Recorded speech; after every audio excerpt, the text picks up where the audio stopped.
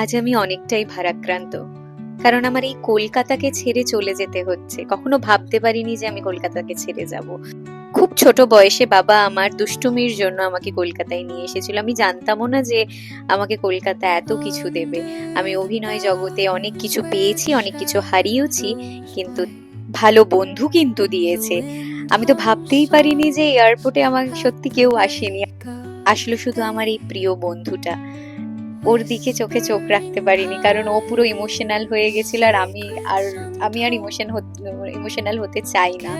তো যাই হোক, তারপর ফাইনালি টেক অফ করবার সময় দেন আমি খুবই ইমোশন হয়ে পড়েছিলাম যে ফাইনালি 18টা বছর আমাকে কলকাতা অনেক কিছু দিয়েছে।